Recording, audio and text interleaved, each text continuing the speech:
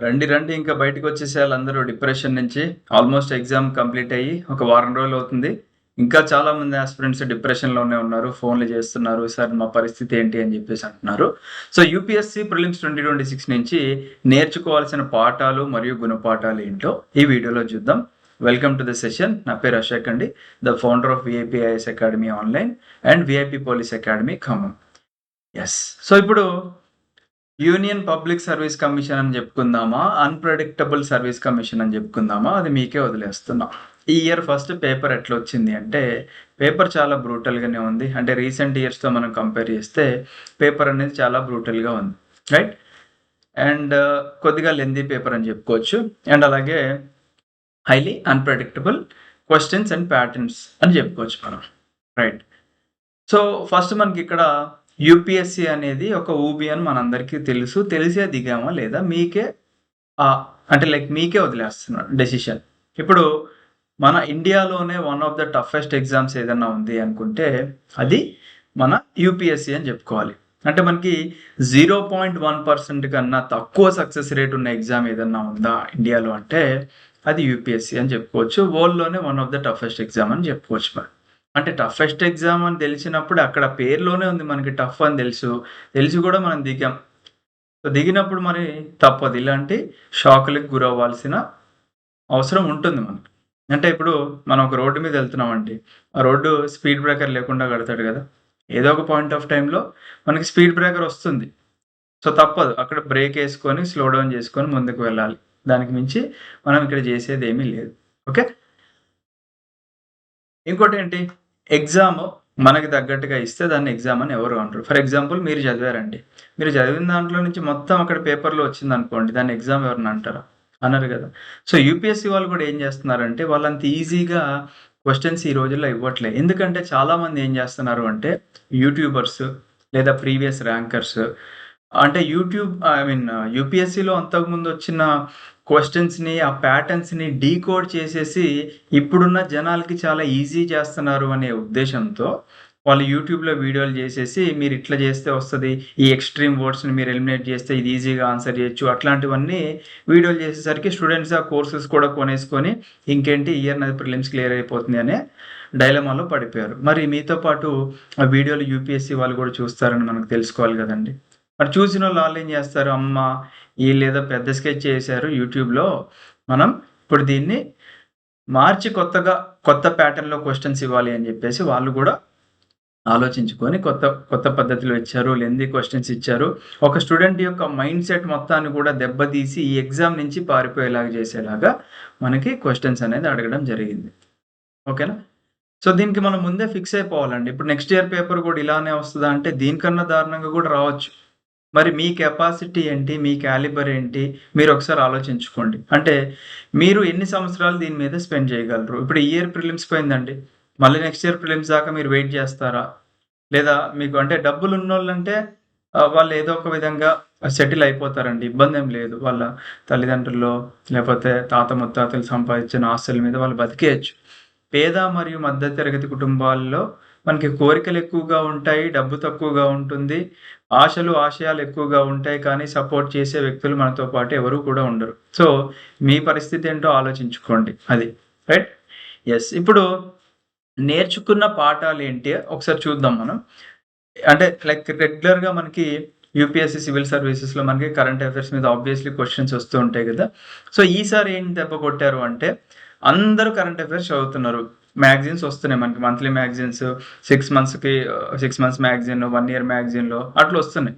So, ఈసారి ఏం చేశారు కొత్తగా అంటే కరెంట్ అఫైర్స్‌తో పాటుగా స్టాటిక్ టూ మచ్‌గా లింక్ చేసి క్వెషన్స్ అడిగారనమాట. మనకు సైన్స్ అండ్ టెక్నాలజీలో గాని, ఎకానమీలో గాని ఆ కాన్సెప్ట్ చూసుకోవచ్చు మనం.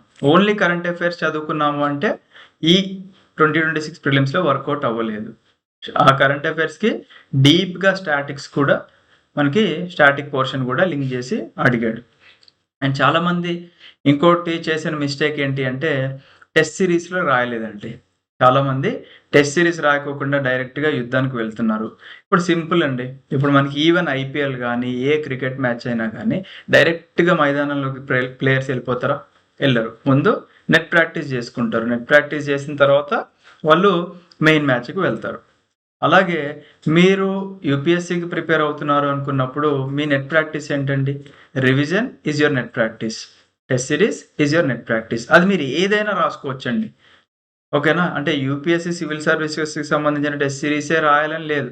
ఇప్పుడు చాలామంది మరి మీకు మాక్ టెస్ట్‌లు పెట్టారు గదా! మాక్ టెస్ట్‌లో మీకు ఈ ప్యాటర్న్ ఆఫ్ క్వెషన్స్ రిపీట్ అయినయేమన్నా మీరు చూసుకున్నారా? ఓకేనా? నేను ఒక విషయం చెప్తానండి. మీరు మరి కొద్దిగా హెచ్చులు చెప్పుకుంటున్నాడని అనుకోండో, లేకపోతే ఇంకేదన్నా అనుకోండి. మనం గ్రూప్ 2 స్టూడెంట్స్‌కి కూడా అంటే మీరు యూపీఎస్సీ సివిల్ సర్వీసెస్ ఎగ్జామినేషన్ కన్నా ముందే మనం గ్రూప్ 2 టెస్ట్ సీరీస్ ఎప్పుడో ఒక 1, 2 వీక్స్ బిఫోరే స్టార్ట్ చేసాము. ఇది మన గ్రూప్ 2లో ఉన్న క్వెషన్స్ ఒకసారి చూడండి. ఇక్కడ అసర్షన్, ఇక్కడ రీజన్ అండ్ ఇక్కడ evaluate the assertion and reason and select the correct statement అని మనం ఆప్షన్స్ ఎలా ఉన్నాయండి? సిమిలర్ టు యూపీఎస్సీ ఇచ్చామా లేదా?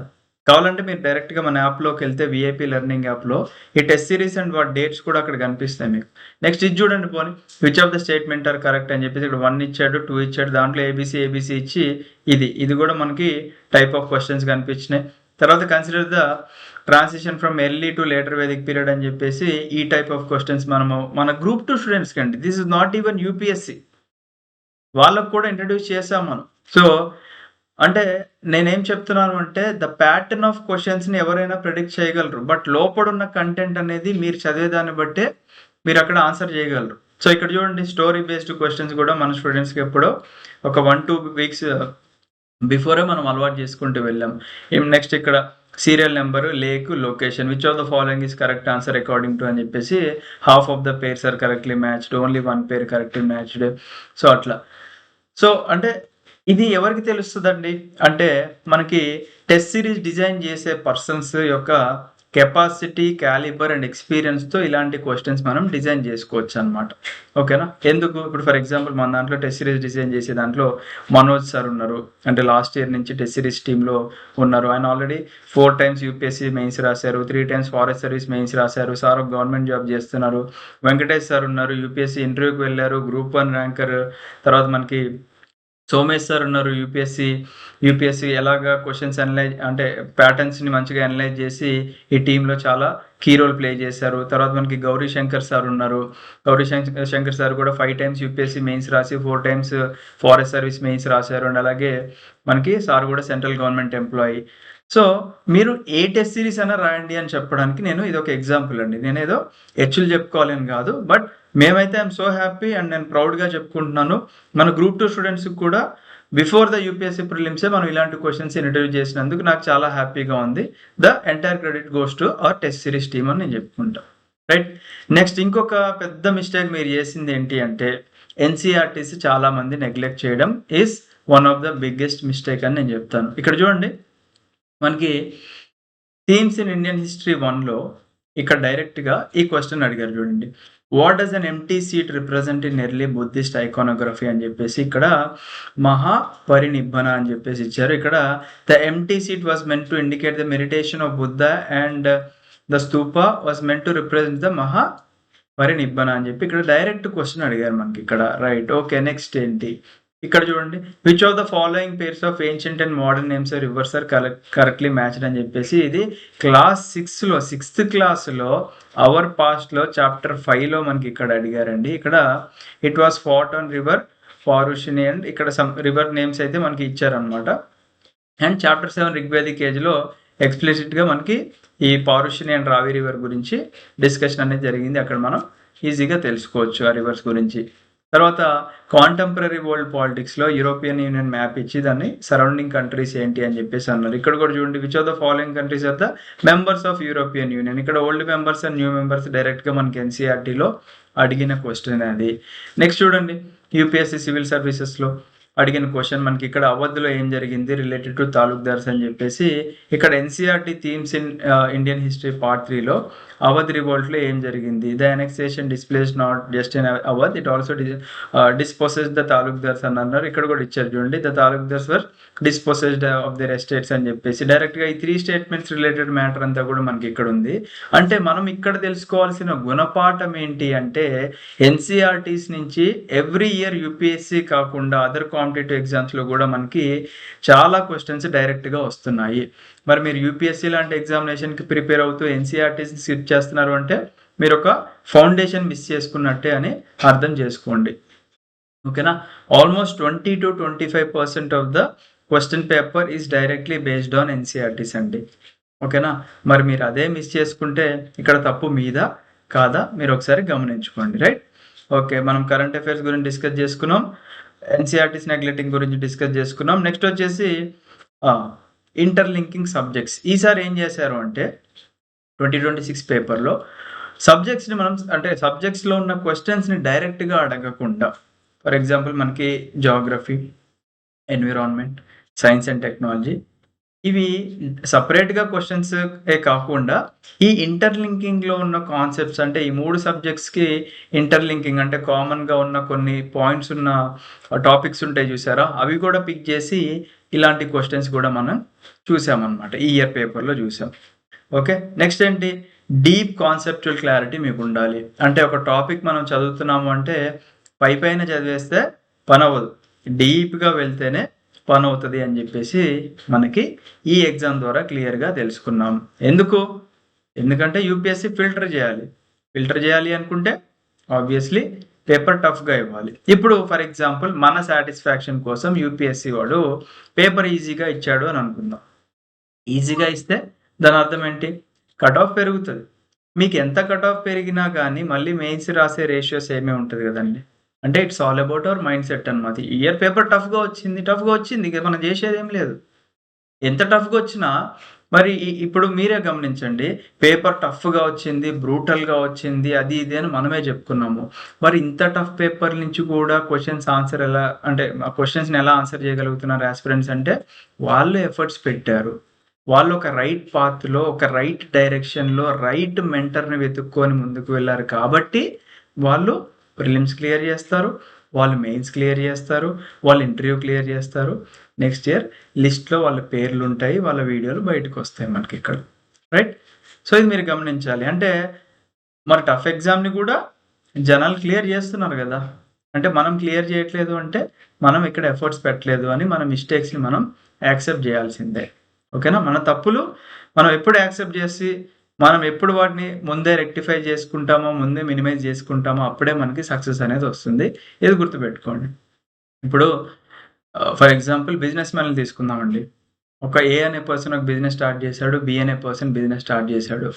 ఏ అనే పర్సన్ ఒక 100 కోట్లు ఇన్వెస్ట్ చేశాడు, బి అనే పర్సన్ కూడా ఒక 100 కోట్లు ఇన్వెస్ట్ చేశాడు.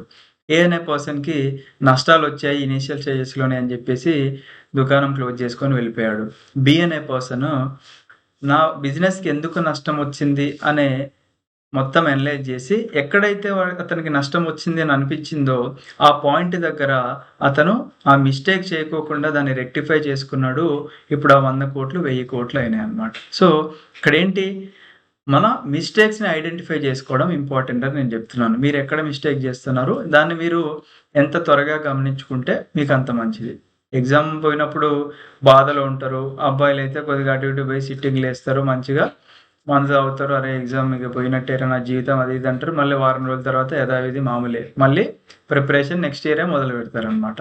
అంటే మిస్టేక్ ఇక్కడ మనలో ఉంటుంది, బట్ మనం బయటికి చెప్పుకోము అంతే సింపుల్గా. అంటే సింపుల్గా ఏం చేస్తున్నారంటే మీరు అందరూ కూడా చాలామంది మీ పేరెంట్స్ని, అంటే మీ మీద ఎంతో నమ్మకం పెట్టుకున్న మీ పేరెంట్స్ యొక్క ఆశల్ని, ఆశయాల్ని, మీకున్న ఆశయాల్ని మీరు మోసం చేస్తున్నారు.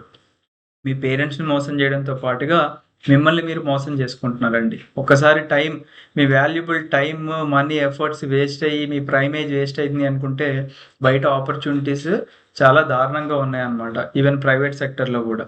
సో మీరు ఒక జాబ్ కావాలి అనుకుంటే దానికి 100% ఎఫర్ట్స్ పెట్టకపోతే ఈ రోజుల్లో మనకి వర్కౌట్ అవ్వదు. అలాంటప్పుడు యూపీఎస్సీకి మీరు అంత టైము, ఎఫర్ట్స్, మనీ ఇన్వెస్ట్ చేయలేరు అనుకుంటే బెటర్ ఇప్పుడే క్విట్ అయిపోయి స్టేట్ గవర్నమెంట్ జాబ్స్కి మీరు వచ్చేస్తే బెటర్ అండి. రైట్? ఎస్. ఇంకొకటి మనం నేర్చుకున్న గుణపాఠం ఏంటి అంటే ఇయర్స్ ఆఫ్ ప్రిపరేషన్. ఇప్పటికి కూడా స్టిల్ 2016 గ్రాడ్యుయేషన్, 2015 గ్రాడ్యుయేషన్ కంప్లీట్ అయిన ఆస్పిరెంట్స్ కూడా ఇంకా ప్రిపరేషన్లోనే ఉన్నారు. ఇంకా దాంట్లో చాలామంది యూపీఎస్సీ, సివిల్ సర్వీసెస్, ప్రిలిమ్స్ కూడా క్లియర్ చేయనటువంటి వాళ్ళు ఉన్నారు. మరి మీరిక్కడ ఏం చేద్దాం అనుకుంటున్నారో ఒకసారి మీరు ఆలోచించుకోండి. ఒక్కసారి గూడా ప్రిలిమ్స్ కూడా ఇన్ని సంవత్సరాల్లో క్లియర్ అవ్వలేదు. బట్ ఇన్ని సంవత్సరాలు ఆల్మోస్ట్ ఒక 10 ఇయర్స్ మీరు ప్రిపరేషన్‌లో స్పెండ్ చేశారు అనుకుంటే, మీ లైఫ్ ఎంత వేస్ట్ అయిందో మీరు ఒకసారి ఆలోచించుకోండి. హార్డ్‌లీ ఒక 2-4 ఇయర్స్‌కి మధ్యలోనే మీ ప్రిపరేషన్ పెట్టుకోండి. అవ్వట్లేదు అనుకుంటే ఇమ్మీడియేట్‌గా ప్లాన్ బి, అంటే మీరు చదువుకున్న నాలెడ్జ్ ఎక్కడా కూడా వేస్ట్ చేసుకోకండి. అది ఇంకెక్కడ హెల్ప్ అవుతుంది మీకు అనేది మీరు గమనించుకొని అక్కడికి వెళ్తే బెటర్ అనమాట. ఓకేనా? బికాజ్ మనం అందరివి కూడా పేద మరియు మధ్యతరగతి కుటుంబాలు. సో, మనకి బయట నుంచి ఎక్స్‌టర్నల్ సపోర్ట్ ఏం లేదు అనుకున్నప్పుడు, మనమే ప్లాన్ బిగా మారి ఒక ఉద్యోగం తెచ్చుకొని మళ్ళీ మన ప్రిపరేషన్ కంటిన్యూ చేసుకుంటూ వెళ్ళాలి. ఓకేనా? ఇక్కడ నేను ఒక 2 ఎగ్జాంపుల్స్ చెప్తాను. ఇప్పుడు మన వెంకటేష్ సార్ ఉన్నారు. 2020 యూపీఎస్సీ ఇంటర్వ్యూకి సెలెక్ట్ అయ్యారు. కోవిడ్ టైము, వాళ్ళ ఫ్యామిలీ సిచ్యువేషన్, ఒక ఇన్సిడెంట్ జరిగింది. సార్ కూడా ఇంటర్వ్యూలో సరిగ్గా పెర్ఫార్మ్ చేయలేకపోయారు. సార్‌కి 6 అటెంప్ట్సే ఉన్నాయి. అటెంప్ట్స్ అయిపోయినాయి ఇంకా. సో, సార్ ఏమన్నా బాధపడ్డారా? అరే! నాకు 6 అటెంప్ట్సే ఉన్నాయి. దాంట్లో మెయిన్స్ రాశారు. మల్టిపుల్ మెయిన్స్ రాశారు. ఇంటర్వ్యూకి వెళ్లారు. But he couldn't clear. But sir యొక్క నాలెడ్జ్ ఎక్కడా వేస్ట్ చేయకుండా మంచిగా టీచింగ్ మన వీఐపీ స్టూడెంట్స్‌కి టీచ్ చేసుకుంటూ సార్ మళ్ళీ సేమ్ నాలెడ్జ్ అలా కన్సిస్టెంట్‌గా మెయింటైన్ చేసుకుంటూ ఉండడం వల్ల తెలంగాణలో గ్రూప్ 1 నోటిఫికేషన్ వస్తే సార్ దాన్ని క్రాక్ చేసి ఇప్పుడు మున్సిపల్ కమిషనర్‌గా సెలెక్ట్ అవ్వడం జరిగింది. ఇలా there are many success stories అండి. యూపీఎస్సీ ప్రిపరేషన్ అయిపోయిన తర్వాత అంటే కోచింగ్ చెప్పుకుంటూ మళ్ళీ గ్రూప్ 1 సర్వీసెస్‌లో సెలెక్ట్ అయినటువంటి వాళ్ళు చాలామంది ఉన్నారు. సో, మీ ప్రిపరేషన్‌లో ఇన్ని సంవత్సరాలు మీకు వేస్ట్ అయింది ఏదైతే అనుకున్నారో, అది మీరు స్టేట్ గవర్నమెంట్ జాబ్స్ మీద ఇన్వెస్ట్ చేయండి. మీకు మంచి రిటర్న్స్ అనేవి వస్తాయన్నమాట. రైట్?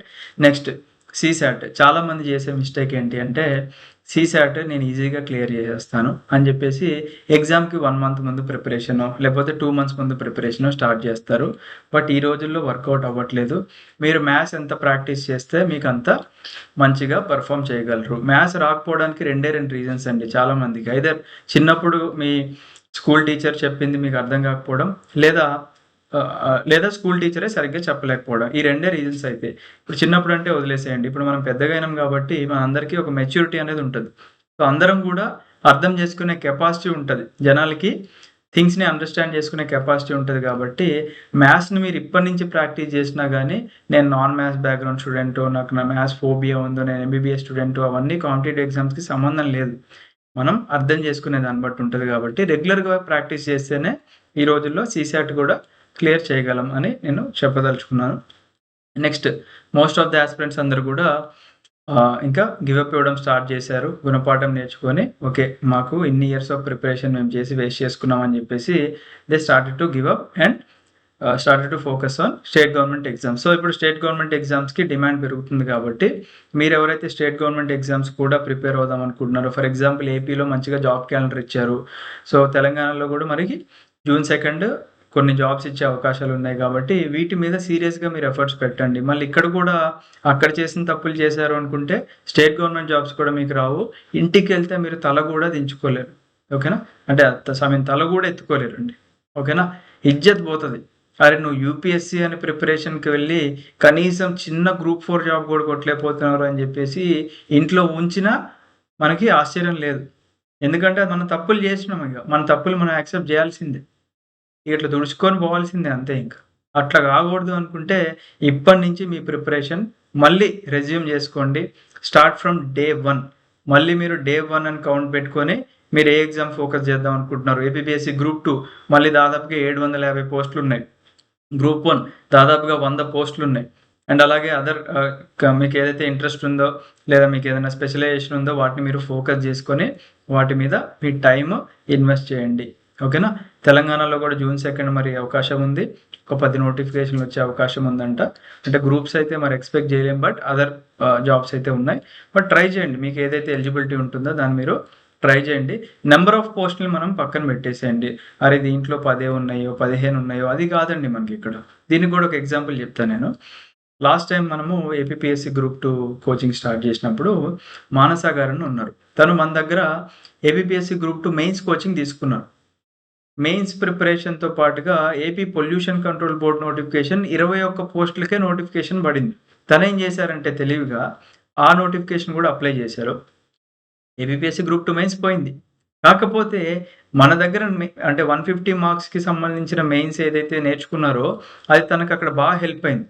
అంటే టెక్నికల్ పేపర్ ఏదైతే ఉందో పొల్యూషన్ కంట్రోల్ బోర్డ్‌ది అది ఈజీగా అడిగారంట. దానివల్ల అందరూ ఆన్సర్ చేసేలాగుంది. బట్ గేమ్ చేంజర్ ఏమైంది ఇక్కడ? జనరల్ స్టడీస్ అయింది. ఆ జనరల్ స్టడీస్ తను ఆల్రెడీ ఇక్కడ మంచిగా ప్రిపేర్ అయ్యారు కాబట్టి, తనిప్పుడు ఒక గ్రీన్ ఇంక్ హోల్డర్ అయ్యారనమాట. తనొక గెజెటెడ్ ఆఫీసర్ అయ్యారు. అంటే నేను చెప్పాల్సిందేంటి ఇక్కడ మీకు అంటే అక్కడ నెంబర్ ఆఫ్ పోస్టులతో సంబంధం లేదు. మీరు అంటే మీకు ఏ రిజర్వేషన్ ఉన్నా, ఏమున్నా మీకు సంబంధం లేకుండా నాకు 21 పోస్టులున్నాయి.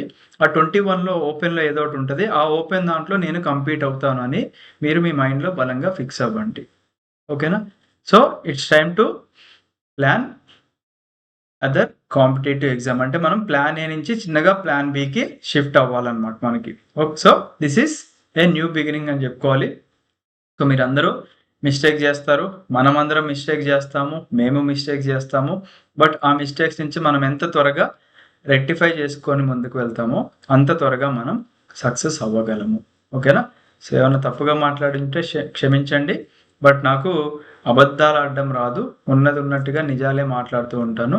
సో, ఇప్పటి నుంచి ఇంకొకటండి, చాలామంది ఢిల్లీ అండ్ హైదరాబాద్‌లోనే ఉన్నారు. ప్రిపరేషన్ అనే పేరుతో తల్లిదండ్రులను మోసం చేసుకుంటూ.